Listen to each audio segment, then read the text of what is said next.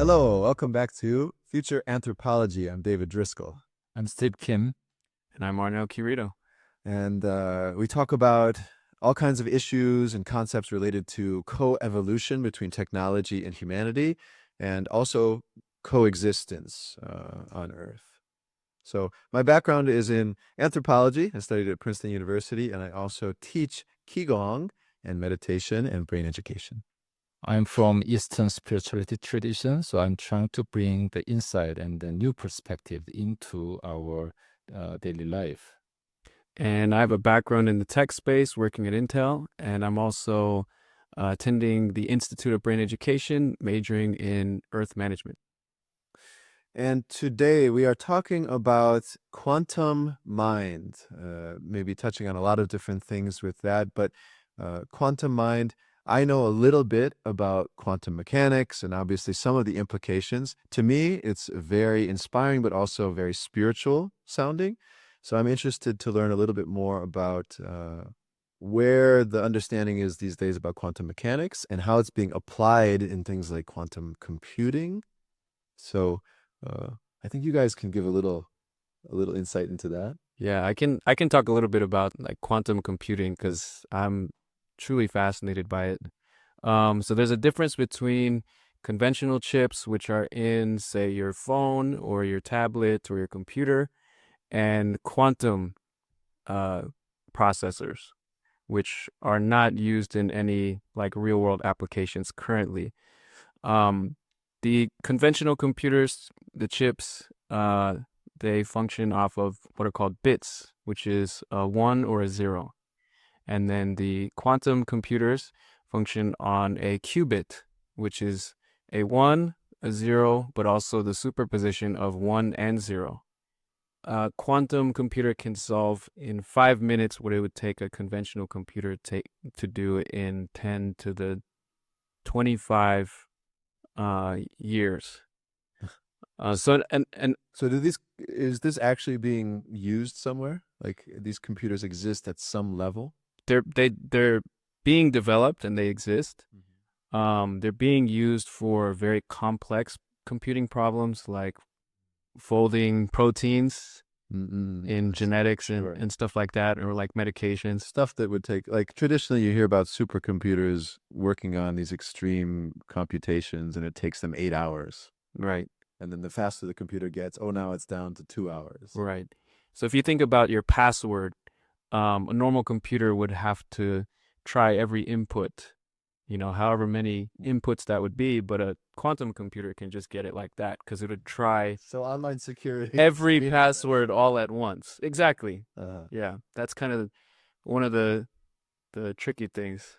So are we approaching an age where this will be available and applicable in like day-to-day online stuff where like somebody could crack any password they wanted to? I don't think we're anywhere near that yet, but it is a possibility that people are worried about in trying to create what's called quantum. I can't remember. It's like protection, basically. So trying to figure out how to protect against quantum computers, so quantum security, basically. The arms race of security and code cracking Right. continues. I don't know.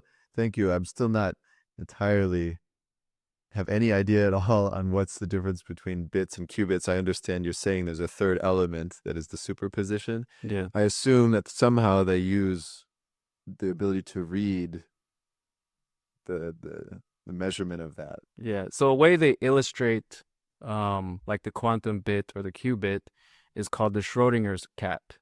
It's a very famous thought experiment where a cat is inside of a box with a radioactive atom and a Geiger counter and a glass of poison. And basically what's supposed to happen is when the Geiger counter tracks any radioactivity in the box, it releases the poison, the cat dies.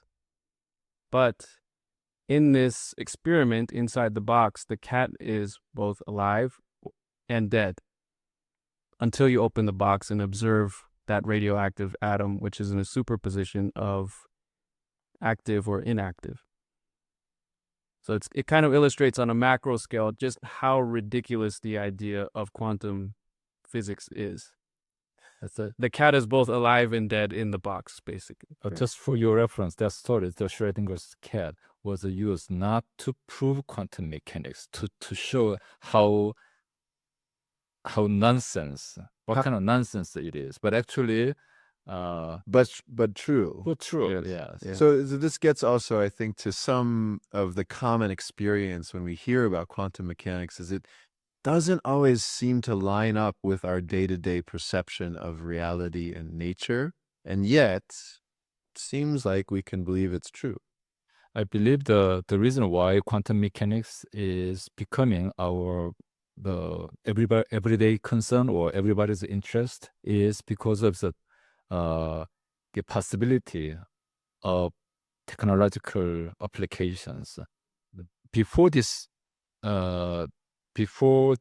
uh, age, actually, the quantum mechanics is known more than it's early 20th century, so it's more than 100 years. But up to this point, even though we see the application in a lot of the electronic devices that we use every day, for example, laser, without applying quantum mechanics, it won't be possible. And a lot of the GPS, for example, all those things are out there, but actually the real, for now, because especially for the code cracking, that's a real Tangible, real feeling. tangible threat and the opportunities. So that's why everybody is really putting their resources into this, and then kind of new arms race for that. So that's why now suddenly it's becoming a hot issue and a hot topic. And to make it more, what Arnel just mentioned about the potential of that, that's not the theory. I think that comes from the difference between 10 to the power of 25 years versus 5 minutes. That's actual record in most recent announcement of the Google's new quantum chip, Willow. And just to spend a moment on that number, like basically that's the difference between everything and nothing. Almost like that, right? Incalculable.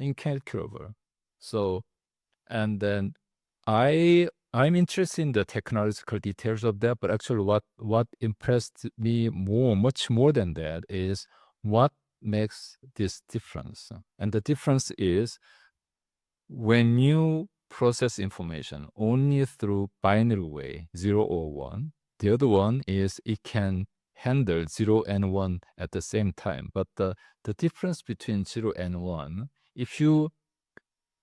mathematically, if you algebra, then the difference between 0 and 1 is just 1. That's a number. But actually, what really means is being and non-being, existence and non-existence, meaning the biggest contradiction in the universe. But what it truly shows us is the entire universe. Because quantum mechanics is the best description about how nature works. Up to the limit of the human intelligence. Then based on that, what we found is entire universe runs on the coexistence of the contradiction, 0 and 1, or particles and waves. So what I'm seeing from what I learned from that is, if the entire universe runs on the coexistence of the contradiction, then in our life, there's no contradiction we cannot reconcile. Right. Things like contradiction is limitation of perception, not the reality. So that's what I learned from that. That's the implication from that achievement. I'm going to try to bring in something that I've always been interested in, is the resistance to scientific kind of understanding, anti-intellectualism. Because I come from maybe a place where originally I thought, science has really got everything. And then anybody who disagrees with it is wrong. And then over time I saw, I think the other side there also has a point.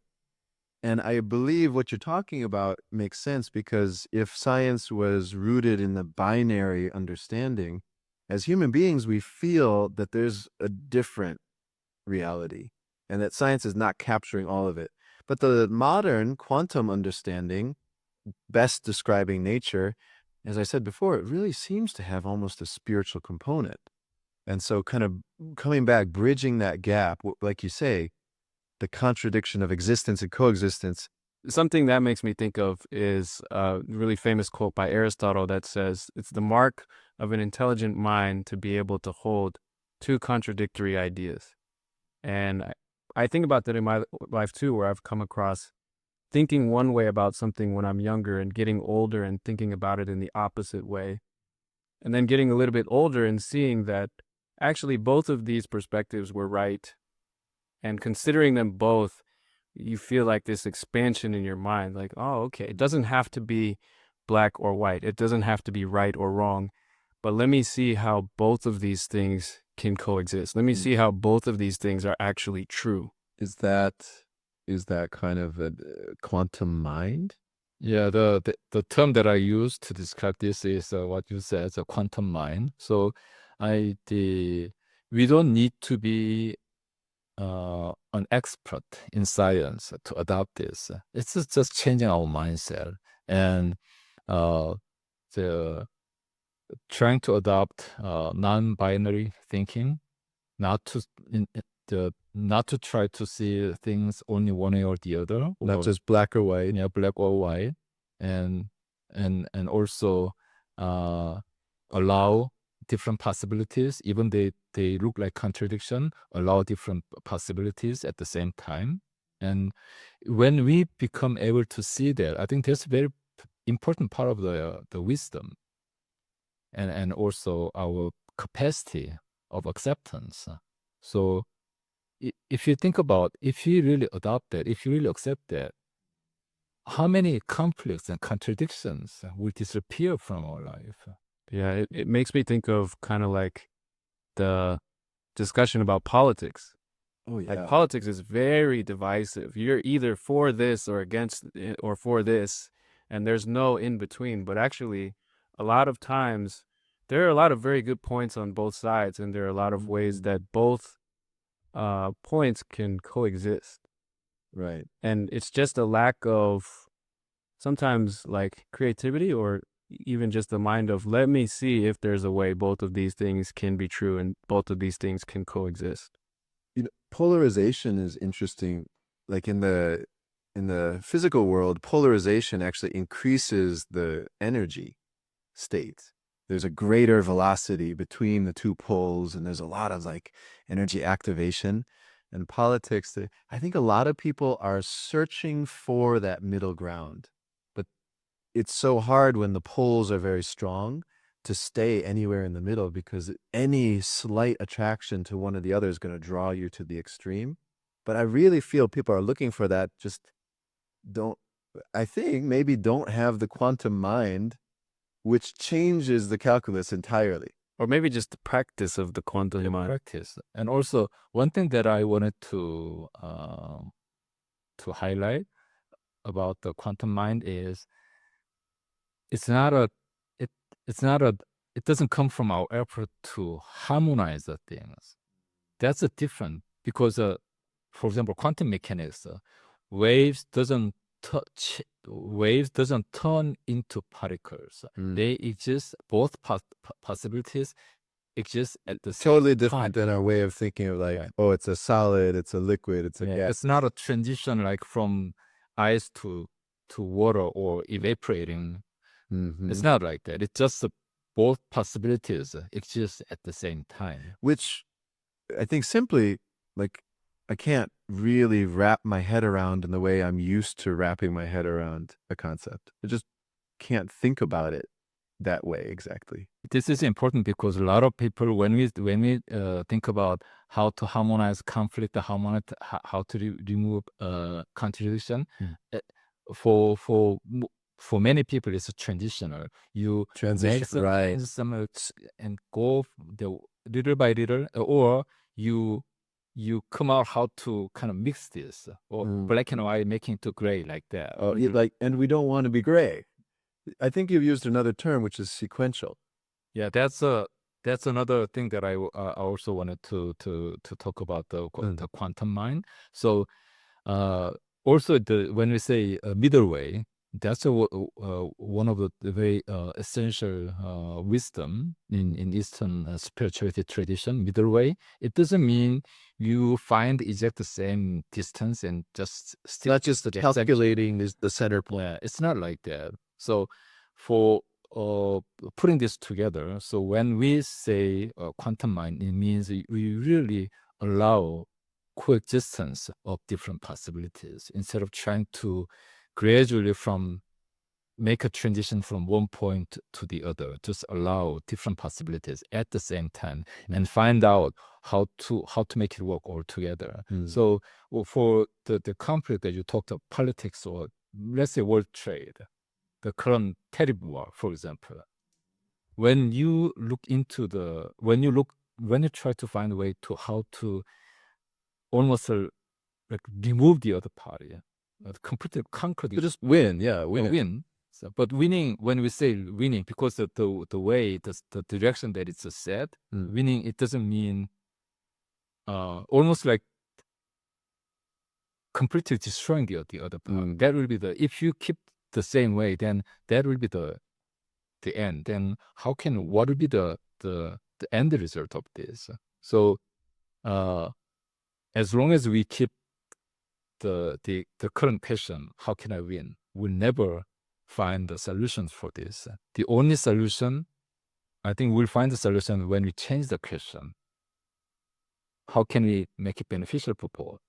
So like win-win. Win-win. Yeah. So win-win. Which another one, like a lot of people consider win-win as an aphorism, like a kind of idealistic.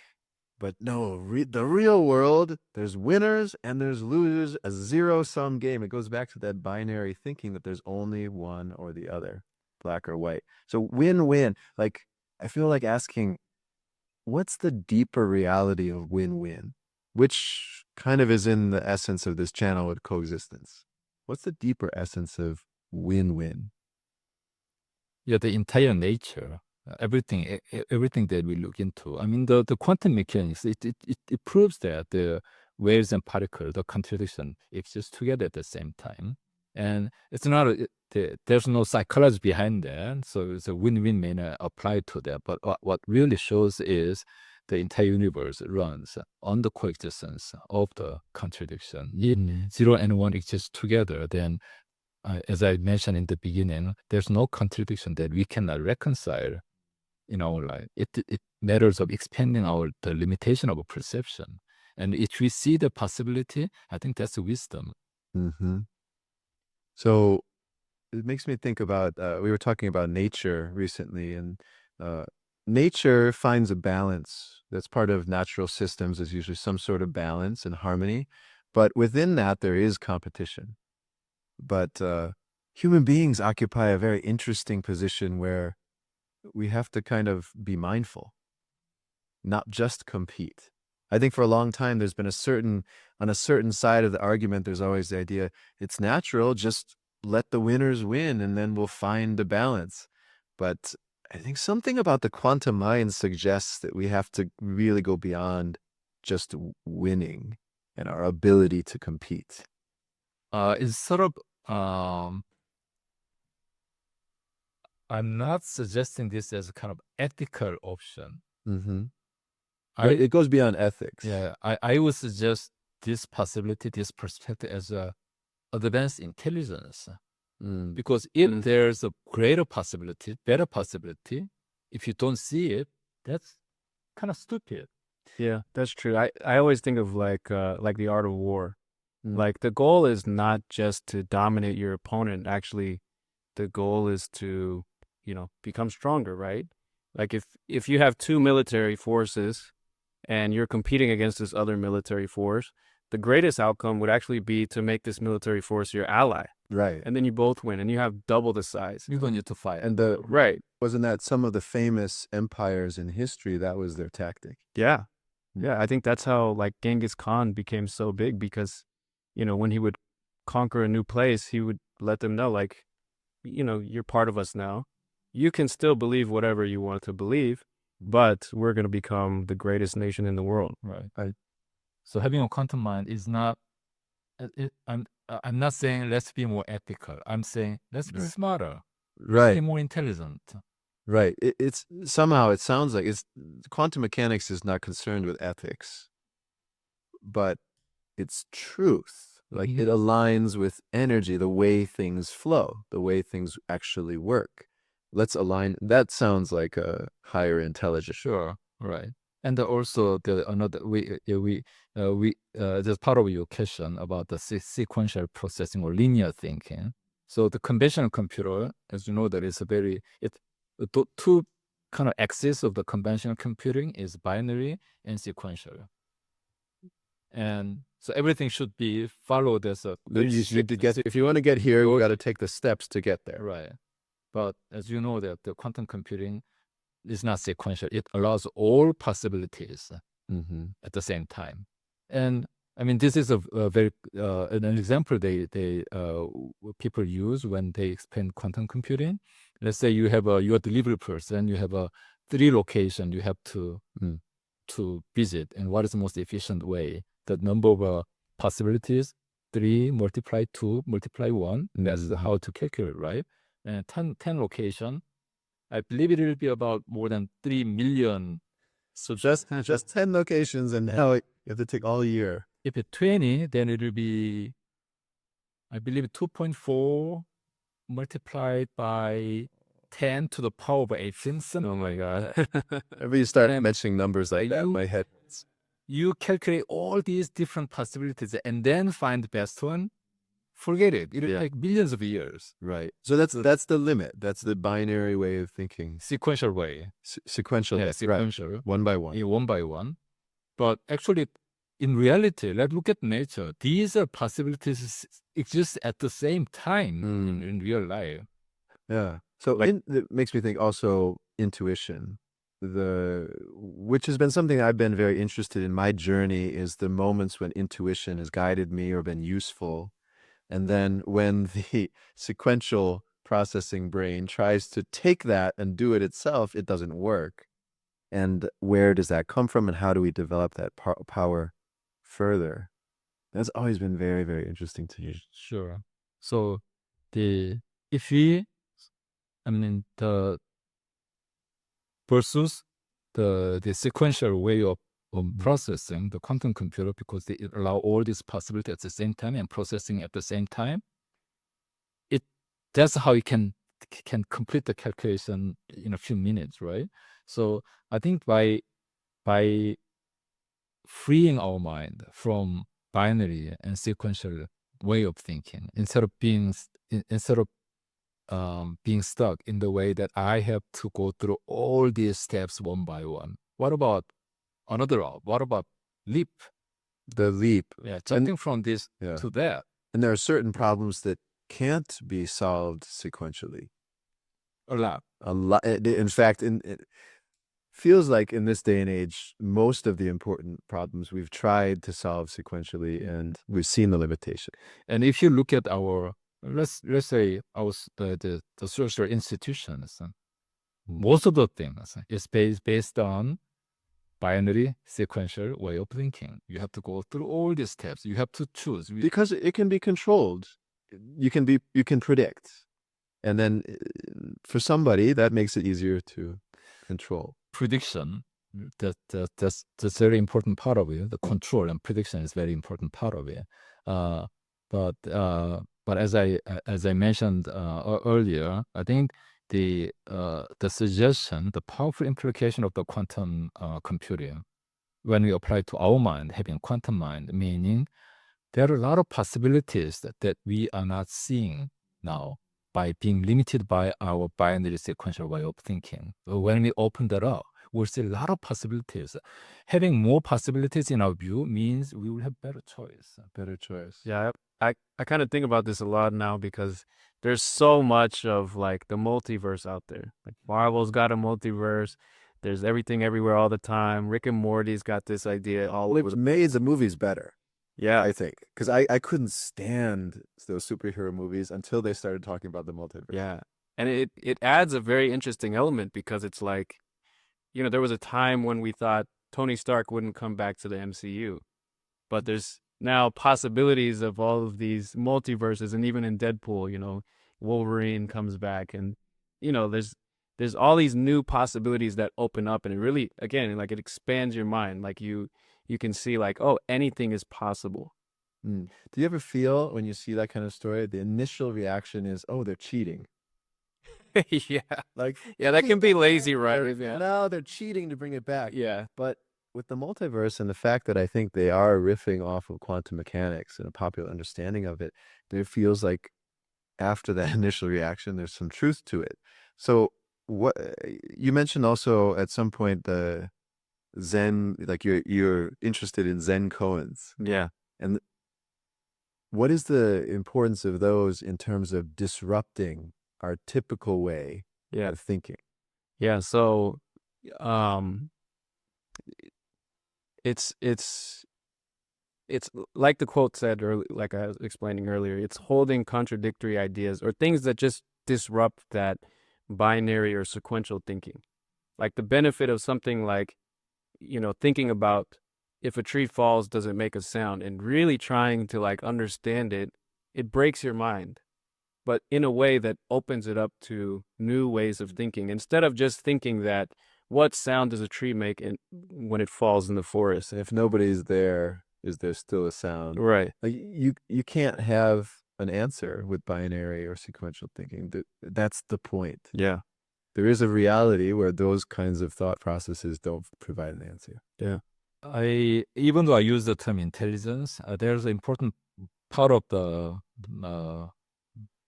kind of change about mindset about this is this is one of the most famous quote from the Richard Feynman, and he said that it's not an exact quote, but I believe he said it's something in this intent. There's nobody who understands the quantum mechanics completely, and a lot of people the interpretation is whether either quantum mechanics too difficult to understand or we are not smart enough to understand that. But the way I interpret that, my understanding is the nature is not binary or sequential. And when we say understanding, meaning we process information, we explain something by applying binary sequential logic, then how can we understand something is inherently non-binary, non-sequential by applying strictly binary sequential logic? So which means we are trying to understand something that is inherently beyond logical understanding. So if you see it that way, then instead of understanding, I would say, let's say awakening. Right. Observe and accept. Yeah. I think the limits of intellectual intelligence, are becoming clearer and clearer. Again, with the problems that we can't solve. But also this one, if something is bigger, like an awareness of non-sequential thinking is bigger than sequential thinking, then nothing can fit that into the smaller container. Sure. So how much of the life or the entire universe, how much can be explained by binary sequential logic? Seems like a lot, but I think maybe not. It seems like there's a limit. Yeah. Tiny bit of reality. So things are way beyond this. So my suggestion for this is, instead of trying to again understand, which means trying to understand, trying to learn quantum mind by applying still binary sequential thinking, I would suggest just accept that and apply that, practice that. I think that will be more practical way of really developing that much potential from our mind. So one suggestion, if you find some conflict, you have a lot, right? That's part of our daily life. We every day we see some conflict and contradiction in our life. So whenever we see some contradiction or conflict in our life, instead of accepting it, instead of seeing it as a reality, I would suggest challenge yourself. Am I seeing all? Am I seeing all the possibilities there? And then when there's two parties, a part of this contradiction, then ask yourself, how can I benefit both? How can I make it? How can I make both work? How can I make this situation beneficial for both? By whenever I try that, whenever I apply that question in any complete contradiction in my life, I always find different ways, different possibilities, much wiser, much more beneficial. So I think that's true intelligence, not expanding it's not about sharpening our logic, but really expand our view and accept the greater reality. I think that's what I would suggest. Yeah. How about other maybe some final thoughts on quantum mind? Yeah, I think for me, similar to what you've already said, and you, David, kind of touched on like intuition. I realized at a certain point in my life, like I valued intelligence so much that I felt like intelligence could solve, like if I was smart enough, I could solve any problem. And, getting to my 30s, I realized, wow, all the problems that I had before, I still have. I didn't find the solution to them. And it really wasn't until I started doing, brain education, mind body training, getting into my body and developing my intuition that I found everything was easily solved when I stopped trying to understand it intellectually and trying to think things through and really just focused on more the feeling. And Feelings. So yeah. yeah, and I feel like that's kind of the importance of this quantum mind is that it gets you beyond logic. Like logic can feel very appealing. It can feel like if you're smart enough and you have the most information, then you have the most power. Yeah. But there is something beyond logic that gets us even further. Like you said, like in a battle, one person loses and that's the end. But if we find a way to find that creative way to coexist, it opens up a whole new host of possibilities. I think I talked about my aging in the last episode, and one thing that I experiencing with age, it is a good thing about aging, is I can accept my limitation more joyfully. I think that's a very important part of humility. It's not maturity. Yeah. I'll get there one day. So joyfully accepting our limitation, and then when we do that, what I've realized is always open up different perspective, different wisdom. Actually, by doing that, actually I become better, not by adding my knowledge or sharpening my logic, but joyfully accepting my limitation. Actually, my capacity expands. So that's what one thing that I wanted to add. I'd agree very much. Feeling like reaching the limit of trying hard to be better in whatever way and feeling stuck. And at a certain point, if you see that you're stuck, it becomes very depressing. And then the idea of making a leap beyond logic. There's no bridge there. You just have to jump. I think that I feel that from this discussion of quantum mind. And also I feel very hopeful because I think all of us have it already and we've experienced it at different points. So it's just tapping into that either through training or through just, like you say, really try to find the way to make a win-win between contradictions. We all have that. And when we tap into that more, I think there's a lot of exciting, interesting, mysterious possibilities that we'll discover. So if you're interested in that kind of stuff, like it's available more and more. So anything else? Oh, I think you said it best. Like it's already in here. We already have it. Yeah. Yeah. Well, thank you guys. I hope everybody enjoyed. We'd love to see your comments, your thoughts about this topic or anything related to this or future episodes you'd like to hear us talk about a bit more. So please like, and subscribe, and we'll see you next time.